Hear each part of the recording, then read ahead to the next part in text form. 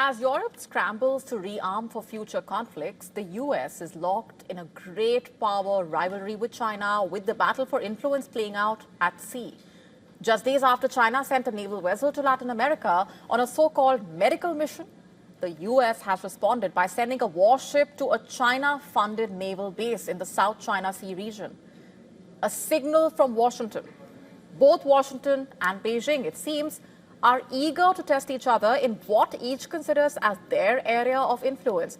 Cambodia's naval base, which is located near the disputed South China Sea and which was upgraded with Chinese funding just last year, has hosted a US warship for the first time.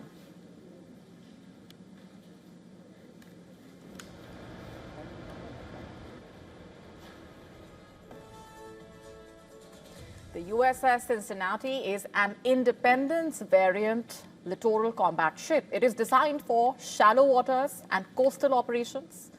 They are basically built for speed, agility, and rapid response, and they are increasingly central to America's Indo-Pacific strategy. The crew of USS Cincinnati is about 100, and it is scheduled to engage in sporting events and other activities in a nearby city during its visit till the 28th of January. The completion of a new pier and dry dock has fueled concerns in Washington that China, which is Cambodia's close ally and main provider of aid and investment, may have been granted exclusive access to the base. Since 2019, controversy has also persisted over reports of a potential 30-year agreement for Chinese military use of the site on the Gulf of Thailand. Although China has funded Cambodia's base's expansion, the Cambodian government has denied any agreement for exclusive Chinese privileges.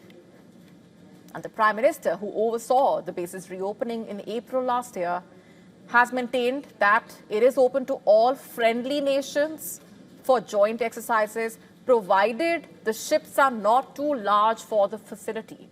Last Saturday itself, when the U.S. ship reached the port, the U.S. Navy said in a press release that USS Cincinnati's visit to Cambodia reaffirms shared commitment to regional security, peace, and prosperity. The U.S. Navy said that its crew, while in port, will conduct ship tours and meet with key leaders. The U.S. Navy captain, the Commodore of the destroyer Squadron 7, said, and I'm quoting now, "We are always excited to work alongside our partners and continue to build a free and open Indo-Pacific for all nations." The U.S. Navy ship's visit also coinciding with a scheduled meeting between the head of the U.S. Indo-Pacific Command and the Cambodian Defense Minister. And here's why this port visit matters all the more. Last April, the naval base was inaugurated after being renovated by China. It was opened as a joint logistics and training facility operated by Chinese and Cambodian forces. It became China's second publicly acknowledged overseas military base. Beijing insists that the facility is not aimed at any third country. Meanwhile, Cambodia maintains that the base remains under full Cambodian control, but then analysts are not entirely convinced.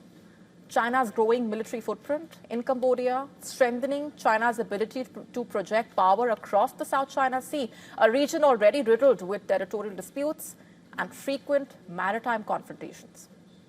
Meanwhile, the U.S. continuing to maintain its presence to assert freedom of navigation and counter China's expanding reach. The visit also marking the second U.S. littoral combat ship deployment to Cambodia since December 2024, when the USS Savannah docked there, a sign of strengthening ties. Cambodian officials say the port remains open to all foreign vessels, including those from the US, Japan, and Australia.